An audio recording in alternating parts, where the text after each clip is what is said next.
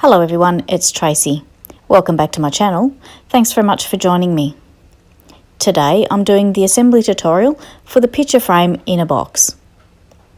This project has been designed by Nicole Silhouette here on YouTube, and I shall link her YouTube channel in the description box below. This project is a digital cutting file only, and it is available to purchase from Nicole's Etsy store. Nicole's Etsy store is called Nicoles Papercrafts, and I shall link that in the description box below also. So let's get started.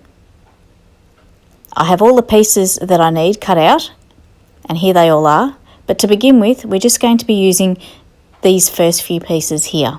And these first few pieces make up the picture frame itself. And you have this rectangle piece along with these end pieces and these longer side pieces. And you can see that I've gone ahead and put double-sided adhesive on all the glue tabs as I'm indicating. On the large rectangle there in the centre, I'm going to pick it up in a minute and show you that this cutting file, when you cut it with your digital cutter, cuts an L-shaped perforation in 4 places, as I'm indicating here. And those marks are there to help you align when you're putting the picture frame together.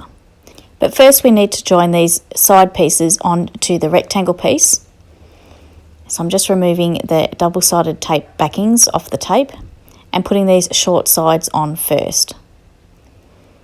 When I'm working with any frames of Nicole's, I always like to work with the shorter ends first before proceeding with the longer sides, as usually that's the way the file has been designed, either file or die, so that the mitered edges fit together nicely.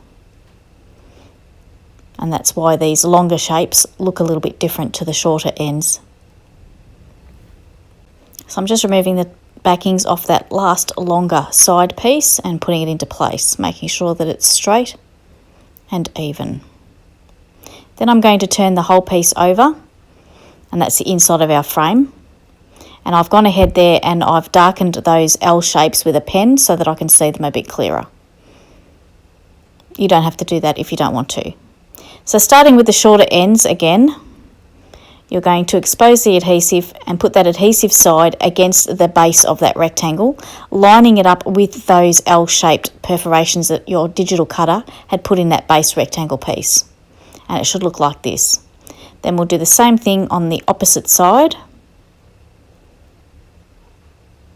Just taking care to line it up on those marks. This makes sure that your sides and ends of your picture frame are straight. And you may need to fiddle around with it, that's okay. I'm struggling a little bit here because I've used double-sided tape. For me, I think it might have been better for me to use glue, because then you've got that wriggle room to wriggle things around to get them straight.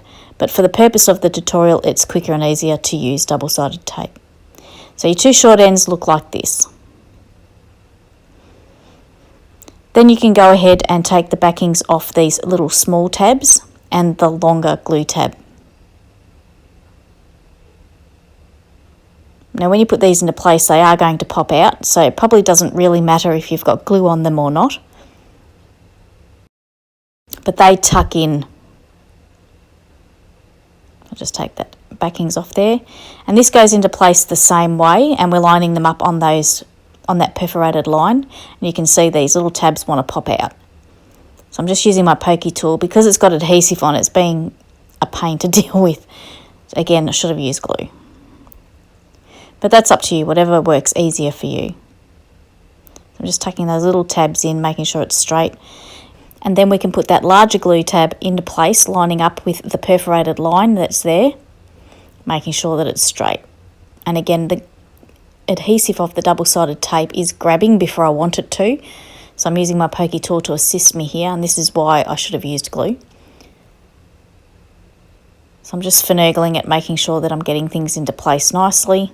That tab wants to keep popping out.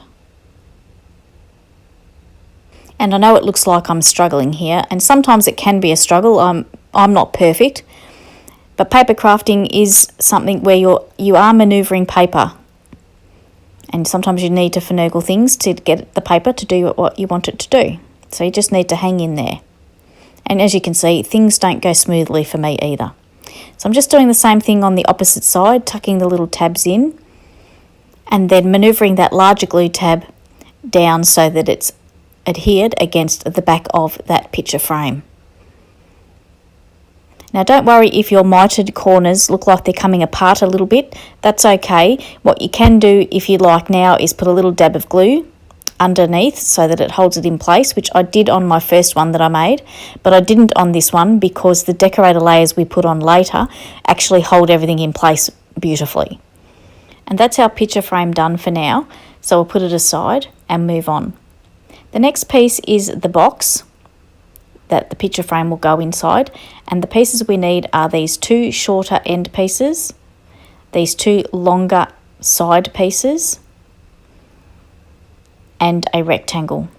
And the rectangle is similar to the rectangle that we used for the picture frame in that the digital cutting file has cut in a L-shaped perforation like before, and this is for alignment of the side and the end pieces when we're putting it together.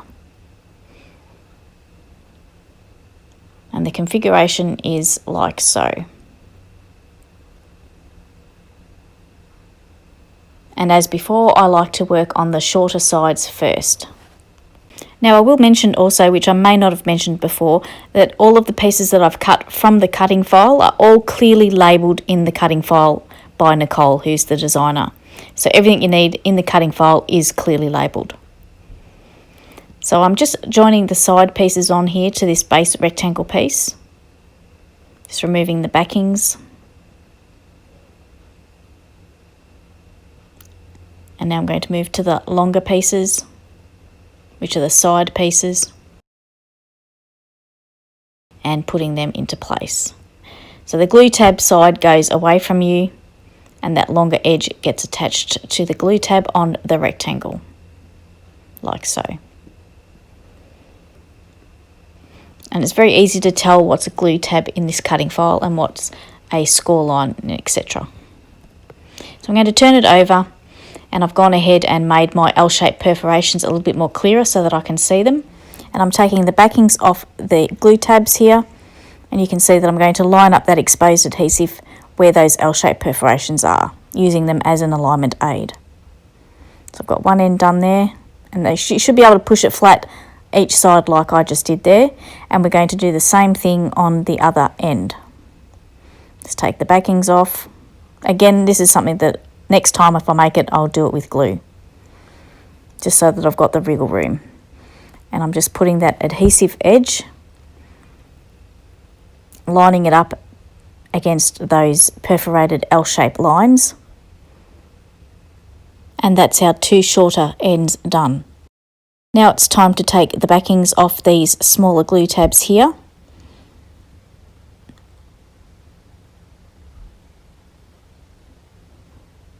And this longer glue tab on that long side. And you can actually get that glue tab inside that shorter end that we just put together. Just press it into place. Same on the other side.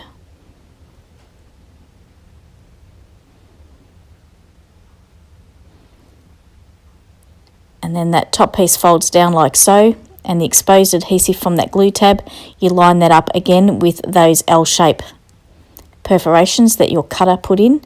And again, I'm using my pokey tool to assist me because the adhesive has grabbed already. Not when I wanted it to. But I get there in the end. I've persevered with this, but next time I make it, I'll make it with glue. But that's a personal choice. If you want to stick with double-sided tape, by all means, go right ahead. Whatever works for you. It is quicker for the tutorials to use double-sided tape.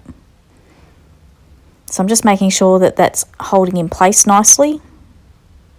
It wants to pop apart. So I'm just giving it a little bit of extra time. Making sure it's straight. And then I'll go ahead and do the same thing on the other side.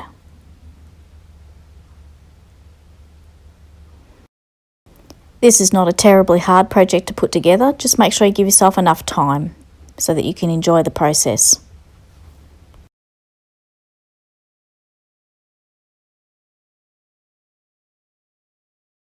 So I'm just putting those little glue tabs into place, inside the shorter ends, and then putting that exposed larger glue tab down against the base rectangle piece there, using my pokey tool to assist me.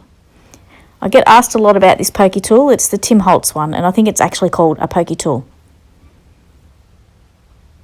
And it's very handy. I use it a lot. And I think if you just Google Tim Holtz pokey tool, a picture of this one will come up. So I'm just fiddling around here, making sure I'm happy with the placement of everything and that the glue is getting a good hold from the double-sided adhesive, and just pressing it against my work surface, and I'm happy with the way that's looking.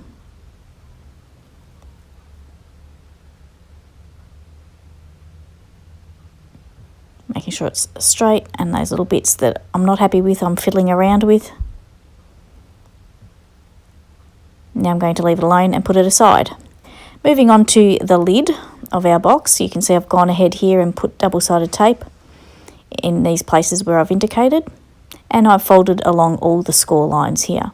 Again, there's some L-shaped perforations that have been cut by a digital cutter, and that's to help with alignment when we turn these glue tabs around and adhere them to the base of the lid here.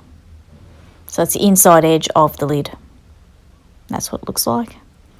Do the same on the opposite side, always working on the short sides first, because the longer sides create the mitre.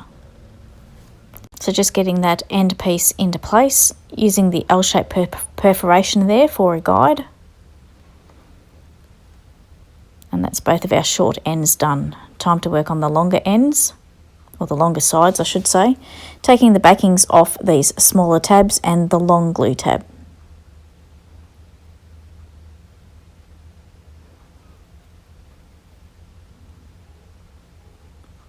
So one of the glue tabs there tucks into the inside of the shorter ends. So the one closest to them obviously is the one that goes in there. The other little glue tab tucks in, and it can adhere to that short side edge if you want it to. If not, it doesn't matter. It can just be tucked in and out of the way. And then that longer glue tab gets turned around and you adhere it to the base of the lid there, the inside of the base of the lid. So I'm just making sure that the little tabs get poked back in if they come out, using my pokey tool. Just wanting to be a little bit stubborn this corner, but I got there in the end.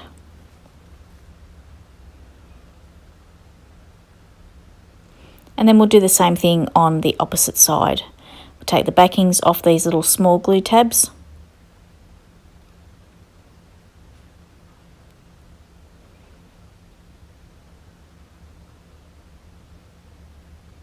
And the longer glue tab.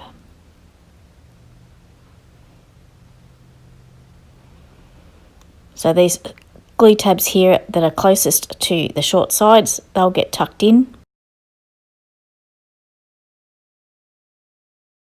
The other little smaller glue tabs there, we'll just tuck them in out of the way. And then of course the longer glue tab will get adhered to the rectangle piece there, which is the inside edge of the lid.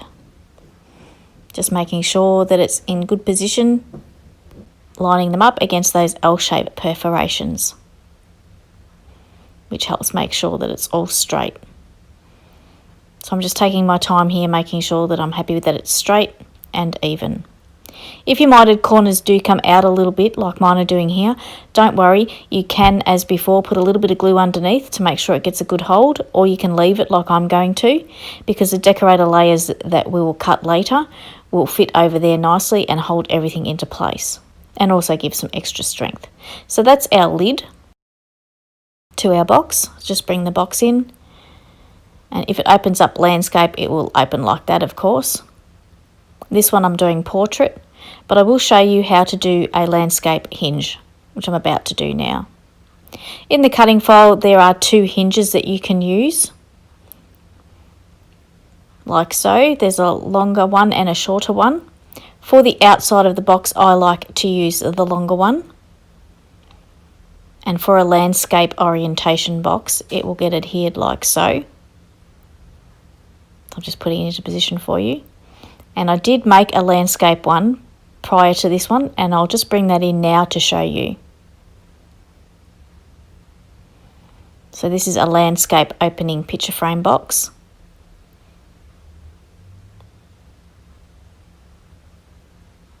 It opens up like so, and the picture frame comes out and rests on the holder there. But today's one is a portrait style opening picture frame box, and I'm going to put the hinge on one of the short ends. And if you're doing the landscape one, you would do exactly the same thing, but just on the longer side as to what I'm doing here on the short end. So we'll put glue onto the hinge now and then put it to the side for a moment.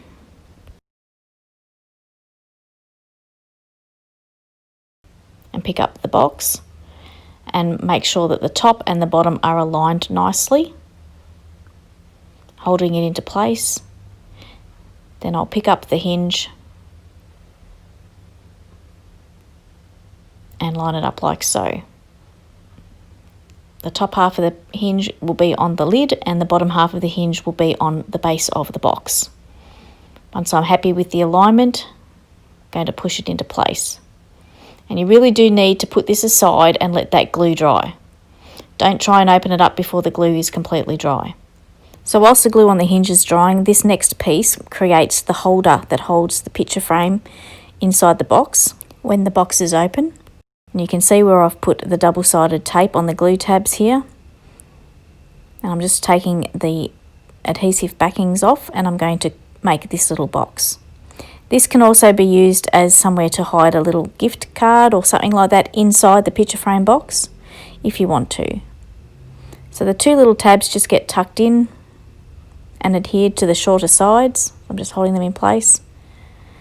And then that larger side piece gets glued to these shorter tabs. It's a very simple box to put together.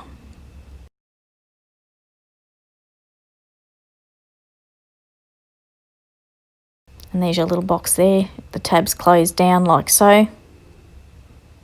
And this gets put inside the picture frame box so that when you open it up, the picture frame has something to rest on. So I'm going to glue that into place inside the box now that the hinge is nice and dry. If you don't wait for that hinge to dry, it'll just pop off. So I'm just applying glue to the one side of that little box and along the bottom edge. And then we'll open up the bigger box and put that inside, making sure that the glue is making contact with that front edge and also the base of the box. And we'll put it aside for it to dry. Now I've got to this point in the tutorial where I'm going to actually stop the assembly and I want to start putting some decorator layers into place, particularly onto this picture frame because I chose not to put any glue under these mitered corners, and the decorator layer for the picture frame is going to help with that and bring everything back into alignment on the picture frame. Also, it's worth noting that the decorator panels for the picture frame and the box do add some extra strength, which adds integrity to your project. All of the decorator panels that you could possibly need for this project are included in the digital cutting file, and Nicole has done a brilliant job to ensure that every decorator panel you could possibly want is included. I did not use all of the decorator panels, and you'll see that as my project is finishing up. I didn't put any on the inside of the box or the back of the picture frame, nor the bottom of the box. And that's just a personal choice. You can put them wherever you want. So I'm just going to speed things up a little bit here as I'm putting these decorator panels into place onto the picture frame. And you can see I've gone for the floral paper for the front of the frame and then the pink paper for the other panels.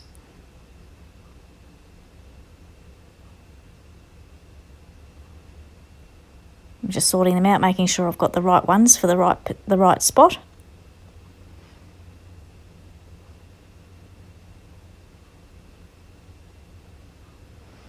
And I always like having that contrasting colour in the middle there. Again, entirely up to you. So I'm just getting the last panels into place. And you'll also notice that I did not put a decorator layer onto the back. I've just left that blank. It's up to you what you'd want to do. So that's picture frame done, and now it's time to move on to the decorator layers for the box.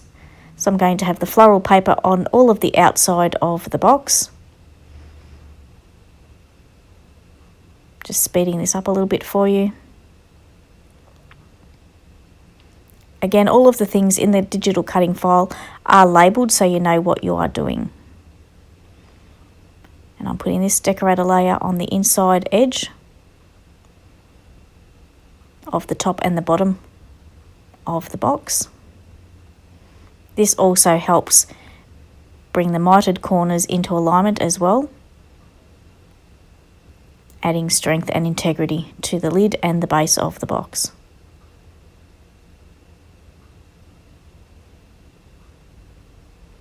And glue is the easiest thing to put these decorator panels into place with. You would end up using too much double-sided tape.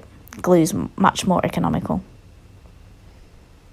So I'm going to move to the outside of the box now and put the decorator layers on. Now, even though I've gone ahead here with both of my boxes, both the portrait and the landscape one, and decorated them in a very girly way with floral papers and butterfly papers, this could very easily be decorated for a guy. This would look great decorated with wood grain papers with a black or a dark brown cardstock underneath. You could also even use a checker plate embossing folder with some silver mirror board to create a checker plate look, and this would make a great gift for a guy, and it could go on his desk or something like that with a photo of his family in it with some other special mementos. It's just something to think about. I was actually going to do it for the tutorial, but then in the end I decided not to. But it's something to think about for later on if you're stuck for a gift for a guy, particularly for Father's Day or his birthday and even Christmas. You could put chocolates inside it, or photos, whatever. So I'm just putting the last decorator panels into place before we move on. So next up we're going to put the picture frame inside the lid of the box, and I have it here, and you can see that it just fits in there nicely with plenty of room around. So to put the picture frame inside the lid there, we're going to use the shorter hinge for this portrait style. If you were doing the landscape style, you would then cut two of the longer hinges, one for the box and then one for the picture frame. So it's going to go into place like so. And that will get adhered to that inside edge there. So I'm going to get my glue and put some glue onto the edge that's going to be on the picture frame itself. And you want the fold of the hinge to be facing out toward you. So I'm just lining that up, making sure it's in good position and it's central before pressing it into place. And you want to make sure the glue has a good hold before proceeding any further. So I'm just making sure here that everything's got a good hold before going on.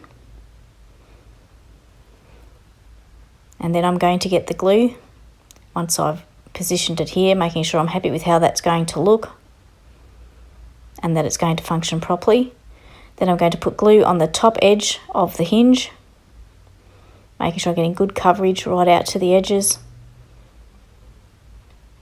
And then line it up on the inside edge there of the lid, making sure it's straight.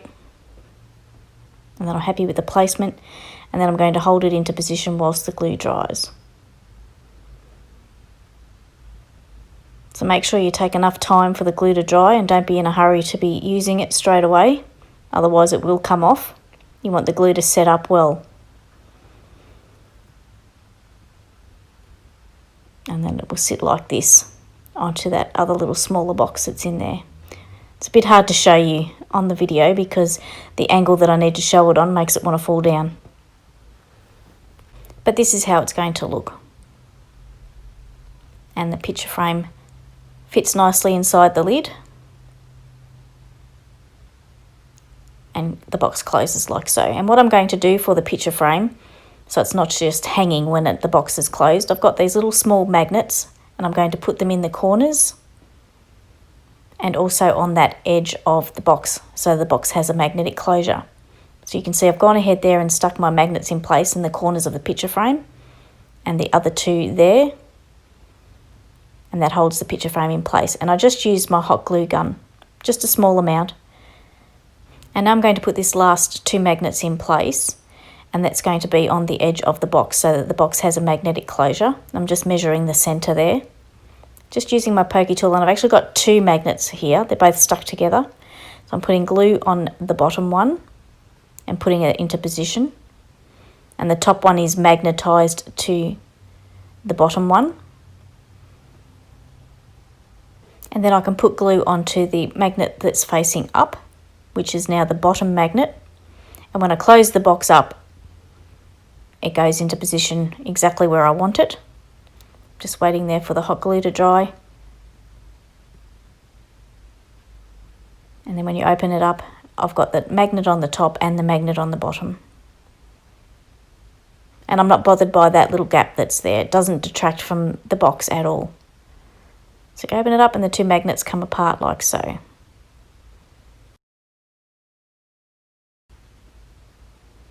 And then the picture frame, when the box is closed, is held in place by the other 2 magnets there.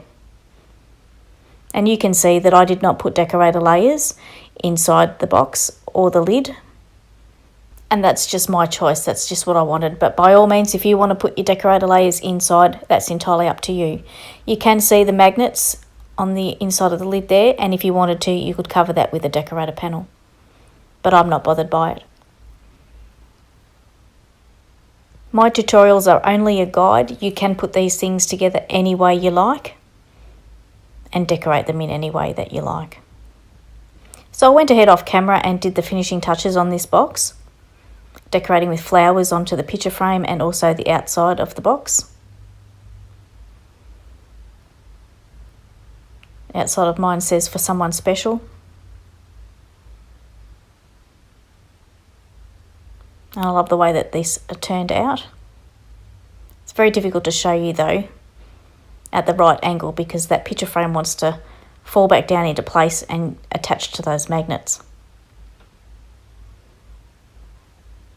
So I've got the other one here that I made in landscape orientation, and I'm really happy with how both of these turned out. They both will be pride of place in my craft room.